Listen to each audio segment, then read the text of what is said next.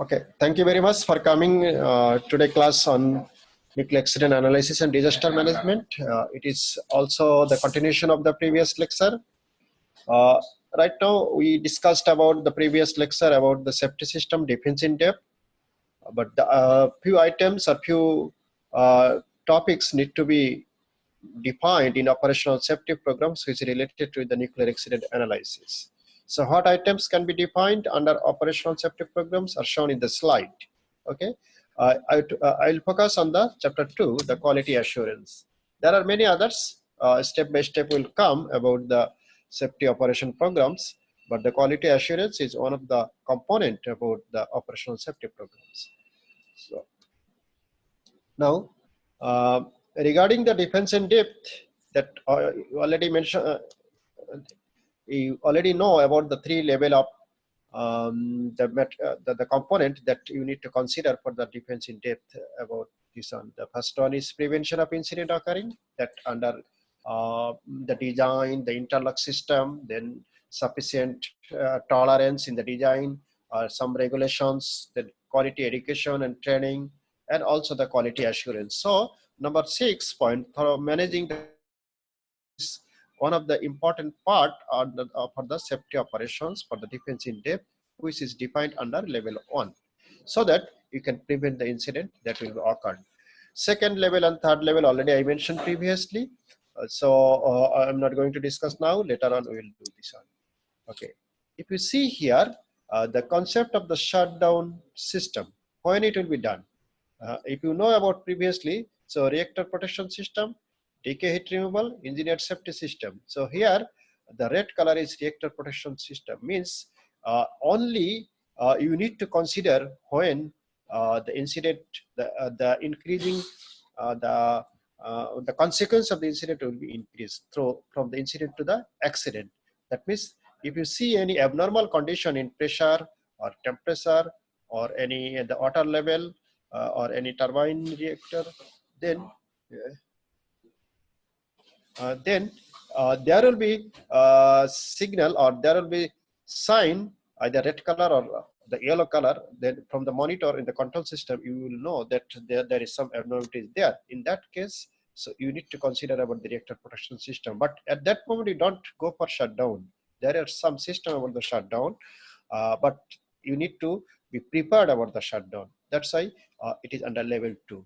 Now, how you do about the shutdown, concept of reactor shutdown system? As I mentioned earlier, you cannot shut down the reactor suddenly. You have to go step by step to follow the some procedure. If you see here, this is the reactor containment vessel, the pressure and the reactor coolant system, separately steam generator, then steam is going to the turbine, water is coming using the feedback pump from the condenser, and so on. Okay, so now which part you will shut down first, or how you do this one? It is written the left side. But to go before this one, before to move this shutdown procedure, you must have to go see the malfunction. What can be the what are the malfunctions that can be happened in the reactor incidental system or accident system? Example, you have to see in the control panel about the core neutron flux, that the flux is abnormal or not.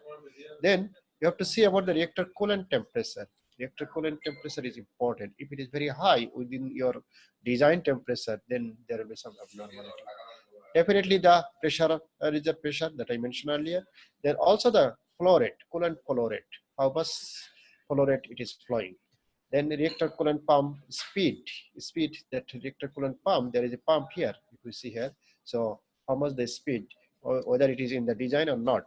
Then steam generator water level, pressurizer water level, and then some other vibrational case, seismic acceleration means vibration, or if there is a lot of vibration happen, then you must have to consider it as a malfunction. Malfunction means some abnormalities there. So these are the procedure. Occurrence of unanticipated transient, that means you cannot do anything, it will come, it may come automatically, but you have to detect the abnormal condition state.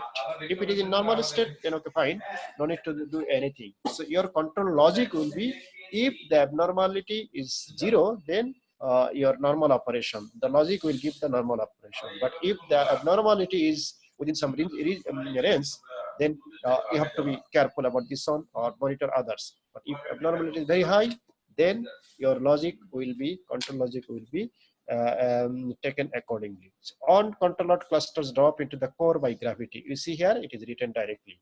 That means if the abnormality is very high, then from the reactor in the core, the control rod will go down or will drop down automatically due to the gravity, and followed by reactor shutdown.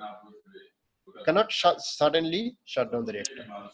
So reliable reactor protection system for shutdown.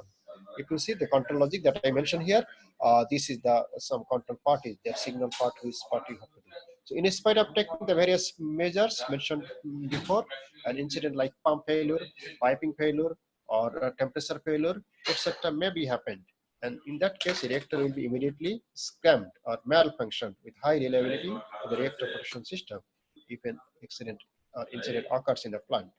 So this is just about your control system. I think your operation and control or control instrumentation control, you already know about this one. I just highlight about this one about the control logic that I mentioned in earlier slide also.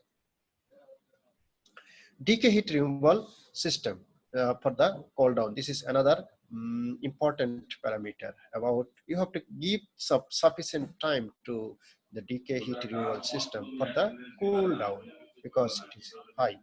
So decay heat generated by the oil pressure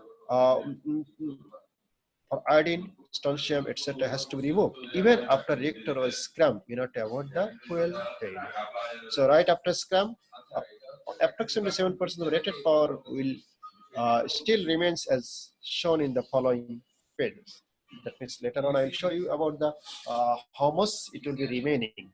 So it is finally discharged into the sea through DHRS and the reactor component system as shown in the figure.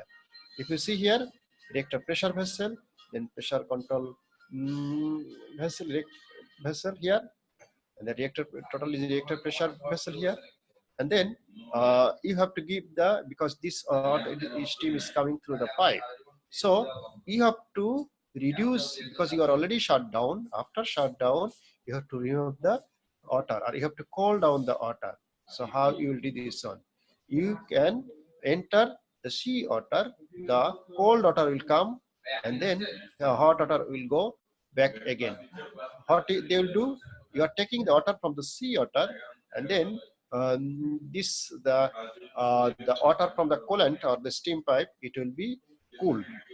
After cooled, again the hot water will go back, little bit hot, will go back to the sea. So in this circulation, periodically this the water will be turned to the cool down. That's why it is called the decay heat removal system. This, remember, this water is not coming directly to the sea. It is just from the sea. There is a separate or secondary system is there. We call it secondary transport system or heat transport system, which is by using the steam generator or the heat exchanger. By using the heat exchanger, you are cooling the hot water. So this is the way of the decay heat removal system. So how it will happen? Like as Fukushima accident for the NPP1 and NPP2 and 3. The decay heat right after shutdown of nearly 7% of rated power decreases. Means just after shutdown, approximately 7% of the rated power decrease very quickly. For example, it drops up to less than 1% after around 5 hours. But after 5 hours, it will drop 1% and very slow. However, it remains approximately 0.2% even 1 year later. If you see here, that means on the later on, it will move very slow, very slow. As for example, this is the 11th March. That means 3 is the March, the month of the March, and then 11 is the date. So 11th March it was happened. In that time, your reactor power was very high initially, 100 megawatt. Now, when accident happened, within very short time, it was the decay heat was carved down very quickly in that same day, but different time. Okay, now after one day, it is going to the almost the horizontal, not horizontal, it is decreasing, but horizontally. So it is slowly decreasing. Second day, that means 13th of March, third day, the 13th of March, it is almost flat, but little bit decreasing. Similarly, 14th March, 15th March, 16th March, and 17th March. So if you look here, from 14th March to 17th March, it is not decreasing very much. It's very, very less. That's why they have written still 0.2% even 1 year later.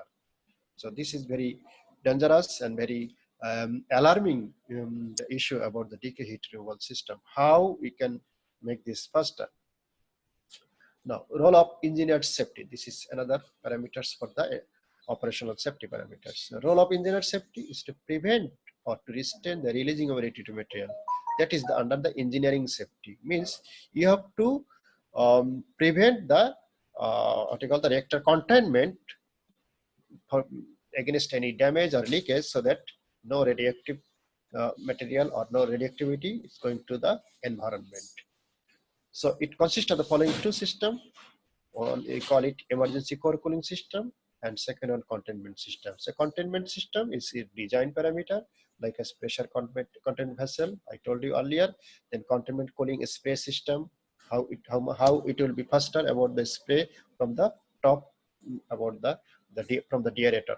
And standby gas treatment system, I mean, like as if any electricity off or any power system off, then suddenly there will be all the system will be shut down. So alternate option, you have to take some gas treatment system, containment system, and air cleaning system.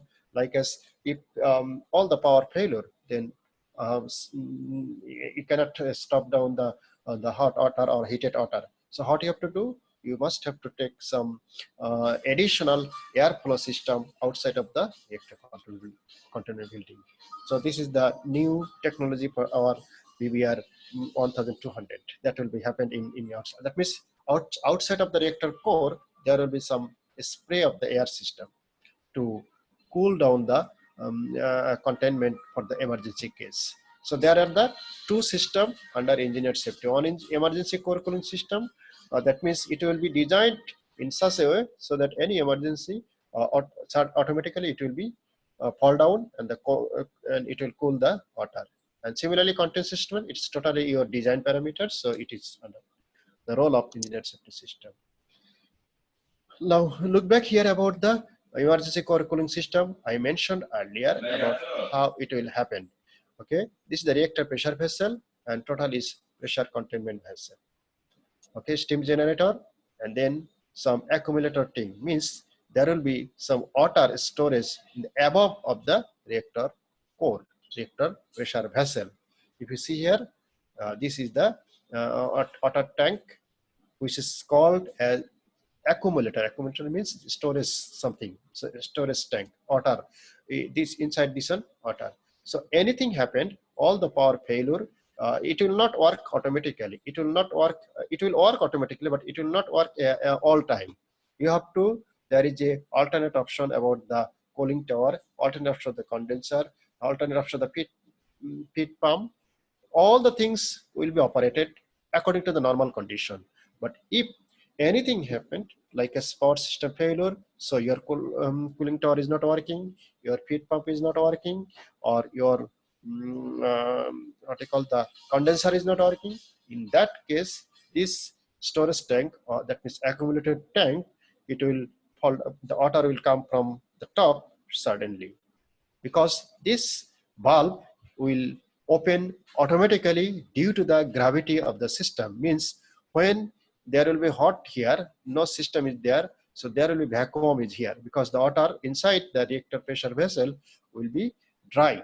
Will be dry means there will be some vapor, and because of the vapor, there will be some pressure difference between this the pipe. So because of the pressure difference, the water from the tank will come down automatically with the high pressure of the water from the storage tank, it will force to the valve. So valve will be open and then it will go down. So this is the system, the emergency core cooling system. The water will come down. And definitely there will be some other boric acid. Boric acid is the first responder to absorb the neutron to make it control the chain reaction. So boric acid you can pour, there will be separate storage tank where the boric acid and water will be there. So that means if emergency happened, then your boric acid again it will go down and then it will absorb the neutron to control the chain reaction. Stored by artificial intelligence system. That means this will come automatically when the core pressure drops below 14 megapascal to at 17 megapascal. That means from initially it was the 17 megapascal, but your pressure, if your pressure is 4 megapascal, then the boric acid will be automatically dropped. And then again, I told you the void effect will be done that I mentioned earlier. So it will come automatically and the loss of coolant accident will happen. Then some other term, let's say high pressure injection system, if it is not working, then low pressure injection system, if it is not working, then many things will be happen.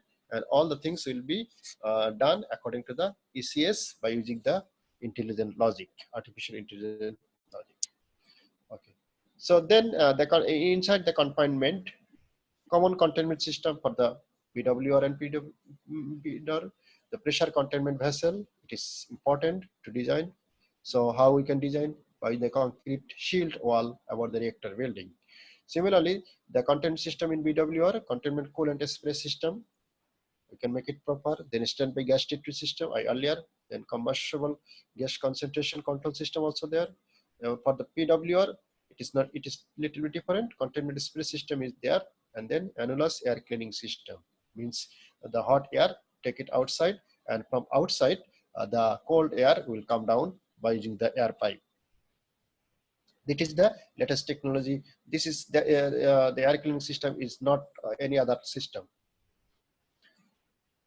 So the radioactive material in the nuclear property is shot up with 5 barriers. I think you know about the 5 barriers.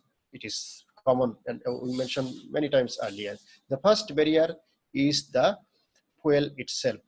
The fuel itself, fuel pellet. We call it fuel pellet. So this is the first barrier. So fuel pellet is let's say composed of zirconium alloy and so many others alloy, so that it will protect the heat generation inside.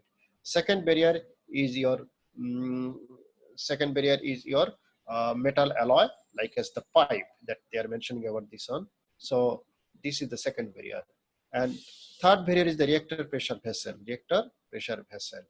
The fourth barrier is the pressure containment vessel outside the boundary. The inside is the reactor pressure vessel. Outside is the pressure control containment vessel. And the fifth barrier is your reactor building or concrete shield inside concrete shield. You see that thickness about this one, and it is some kind of some depth is there. Let's say some wide distance. It is written on to 2 meter about the reactor concrete reactor building made by some concrete shield. That means shielding material is important here. So these are the difference between the BWR and PWR. So this, if you look here, there is a small difference about the PWR and BWR.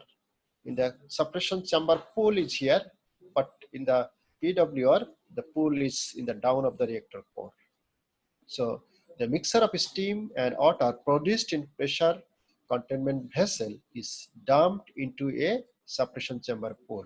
That is, the mixture of water and steam, it will go down, and that is called the suppression chamber pool. And rising of pressure containment vessel inside the pressure is restrained by condensing of steam by spray system. And here they will give some spray and then it will come down. So this PCB type is pressure suppression type, we call it, because the pressure suppression chamber cool there. But in case of PWR PCB, rising of PCB inside pressure is absorbed by huge volume PCB and condensing of steam by spray. So spraying system is always there, but this the size of the containment in case of PWR is very big. So because of the very big, so it will absorb huge volume of pressure containment vessel. So that's why we call it dry container type. Dry container means automatically because of the large area, so larger size, then they can absorb more amount of pressure. So to raise the intensity of PCB, pre-stressed concrete container vessel, that means this containment again outside, again another thick layer is given, that is called the pre-stressed concrete containment vessel. In our VBR, there are two layers. That means in our VBR, under the fifth barrier, there will be two layers. Inside there will be concrete shield, which is approximately 120 meter, and outside will be another stainless steel and so on, many others materials. So that's why it is called pre-stressed concrete containment vessel. Okay, safety measures as accident management, like as to prevent fall into severe accident, like as LOCA or fuel melting. We consider some measure for tsunami, then total loss of power, loss of cooling function, hydrogen explosion, and so on. If you see here about the role and function of upside center, this is also the part of the accident management or disaster preparedness. Like as if you see here, there are 20 upside center in the nationwide for the Japan. Okay, if you look here, this is the Japan structure, with the Japan state. Now there are around 24 offsite center. It is not near the nuclear power plant. So from the lesson learned in the Tokai JCO critical accident in 1999, it was revealed the importance that the person concerned of a nuclear operator or national government unit and national government meet together, and they made the policy that about the offsite center. So as the corresponds to this lesson, offsite centers are established near nuclear power plant based on the special law related to the nuclear emergency response. So in any case of the emergency for the nuclear power plant, this offsite center will be the first responder as a nuclear disaster preparedness and response. So what their role? If you see here, they will monitor. This is the offsite center, full view of Joint Council for Nuclear Emergency Response. And then this is the functional group. Under this Joint Council of the response, then this is the highest level, top level of the Joint Council for the Nuclear Emergency Response. And under this, there will be different functional group. So their role is there. A nuclear operator is required by law to report immediately to government. This is the first responder inside the operator, that is nuclear operator, who is responsible as the first responder. So he or she that is required by the law to report immediately to the government and local government unit, etc., if the following unusual case happened, like as high radiation compared to the usual time is detected in the circumference of nuclear power plant. So beside the nuclear power plant, if the radiation is very high and it is detected around the nuclear power plant, the nuclear operator must have to inform to the local government as well as the central government. The abnormal phenomena defined in the report guideline, like as the malfunction, it is severe in nuclear power plant, then he or she must have to report. So when a senior specialist for nuclear disaster residing at an offsite center, so this information comes from the reactor operator to the offsite center, and in the offsite center there will be some expert there who will receive the information from the nuclear power plant reactor operator. That report, then he will take some decision with the Joint Council for the nuclear emergency response. Then they will set the emergency meeting. After that, they will take the decision what action will be taken. So to keep a disaster to the minimum, collaborative responding by person concerned functionally accommodates in this council. That means in this, under this council, there will be varieties type of organization. The disaster management, there will be response force, there will be medical health group. There are a lot of fire brigade for the fire safety and many others. So under this, they will coordinate and accordingly they will work. If you see here, this is one of the example about the nuclear disaster preparedness for the Japan. In the nuclear emergency case, the persons concerned to be united and to take the suitable and quick action, I told you, to secure resident safety first. So an upside center is we call it, sometimes we call it base. That means from this they will control. This is the base offset center. Okay, it is near to the nuclear power plant. Okay, not inside the nuclear power plant, but it is near to the nuclear power plant.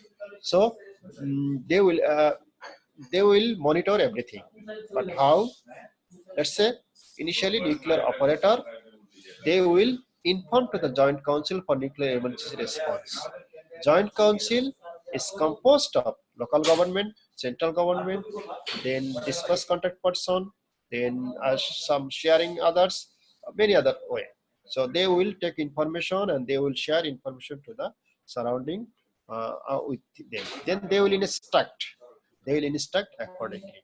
So they are individual part, like as local government or the central government, they have some individual nuclear safety committee. Then municipality, city, or in the town where it is situated, so they have some local community. So all together they will take the decision. Nobody are allowed without getting the proper guidance or proper instruction. Nobody is allowed to go in the emergency case. So the central government will declare the emergency situation only. Otherwise, inside they are not able to declare this emergency situation. They will give the information to the central government, nuclear emergency response, the headquarters. It is somewhere else, not near their nuclear power plant. And they will establish the nuclear emergency response headquarters within the cabinet office under the prime minister or some supreme power. Okay, so the first cause to evacuate the resident. So there will be evacuation committee. So National Institutes of Radiological Science or some Atomic Energy Regulatory Authority or nuclear operator, they will do work on the accident site initially, and their first the task is to remove or to evacuate the residents. So disaster victim rescue is first the priority. But okay, next one is the radiation dose. So there will be some medical or the health people. They will measure the radiation dose, and then to make it decontamination. So this is under broad category about the flow chart about the nuclear disaster preparedness, how the nation, any nation can take the preparation, and the functional diagram of the offset center. So under the Joint Council for Nuclear Emergency Response, there will be functional group. Under functional group, one group will be public relation group. Then they will coordinate to the public, media, and many other places. Then another group is generalization group, overall control of the management system, official report, writing the report, organizing the meeting, coordinating the system, all things. That is called the organizational group. Third group is the radiation group. Their task is to measure the radiation, their task to decontamination, give the dose, and many others. Evaluation of the radiation, assessment of the radiation, and then they will give the report. And the other group is called the plant group. Their main task is to record the data, measure the data, and their target is that task is to predict the trends or progress of the accident, what can be happen after or post accident. And then emergency, there will be medical care group. Their role is to take the medical care, emergency transport system of the victim, ambulance, and many other things. Resident safety group, their task is to evacuate the resident to because they need the shelter. The resident need to shelter emergency after evacuation. So their task is to make the shelter or the transportation, traffic control. Otherwise, a lot of people will move in one road. No, they will give different dimension to small to make the evacuation faster. So not only all the resident will move by one road. So this is one of the tasks of the resident safety group. They will show the guidelines about which way, how many people will evacuate or save. So traffic control is also important. And operational support group. Their task is to give some support like as food, then environment, about all other group. So this is some functional group. Okay. Now main equipment equipped in the offset center. That means what are the equipment will be in the offset center. So these are example like as graphic display system, then meteorological system to record the data, You need to record the data. Then video conference system, LAN system should be proper. Emergency response support system will be there.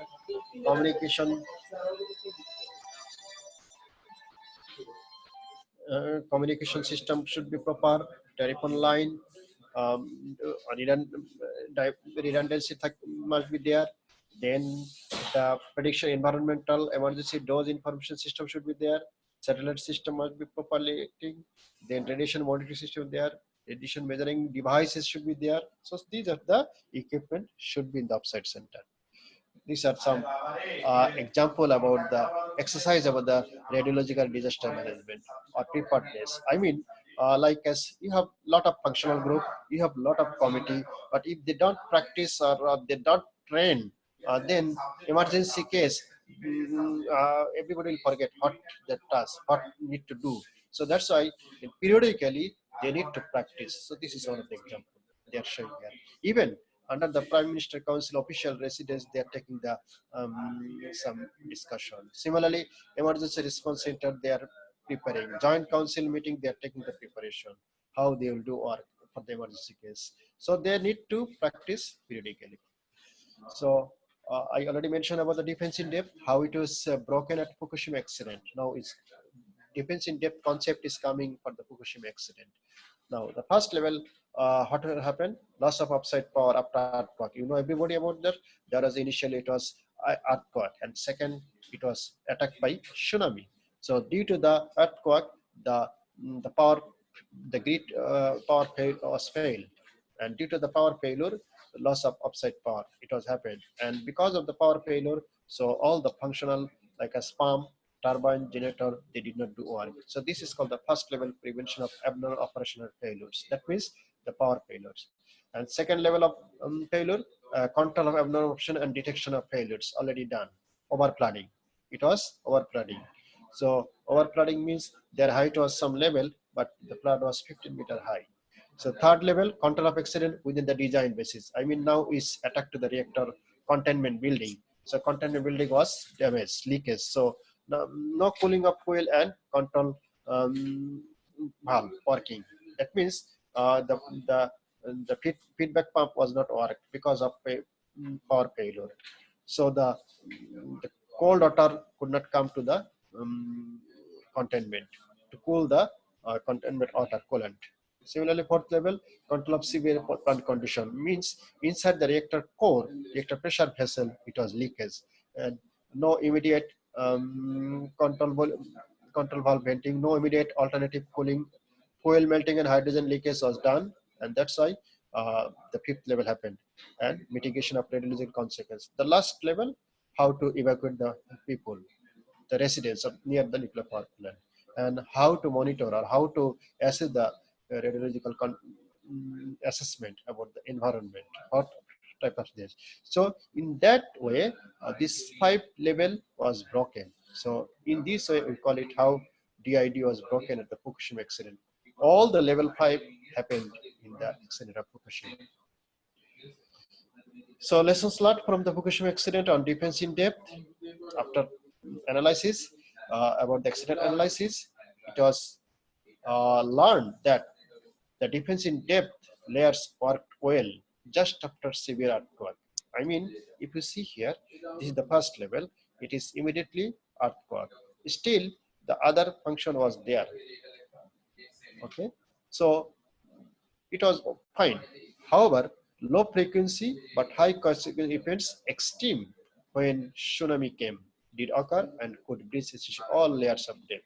Means, sorry, if you see here, when tsunami attacked, then the power was failed and everything was done. So that means all the core level of the barrier, it was broken. That's why it is written. So, because of the high consequence for the extreme of tsunami, all the layers of DID was breached. And protection against external hazards must be enhanced according to the DID concept, which itself is believed to be valid even after accident. I mean, the external hazard, I mean environmental effect, resident effect, the living animals effect, all must be protected after the accident. Fukushima accident suggests That means after accident analysis, they found and there are some solution. The defense in depth and prevention of severe accident, this is first priority. If you see here, severe accident prevention is the high and severe accident mitigation was down. So that means defense in depth and prevention of severe accident, it is relating to the mitigation of severe accident. That means when accident happen, how much effective way and how fast you can mitigate this accident, that is important. Not only the reinforcement of the level 4, 5, but also levels 1 to 3. That means you have to quickly recover about the level 1. Failure of the pipe, failure of the pump, failure of the feed pump, the generator, the heat exchanger, and many other things. Immediately, you are the good functional group will do for evacuation, but others must be worked hard to prevent or to reinforce about the other level. So that's why this last lesson start from the Fukushima accident. আর আজকের time শেষ। Okay, now we finish this one. I think this is very easy. You can see this type of slide later on. We will show and we will discuss about the things. Thank you very much.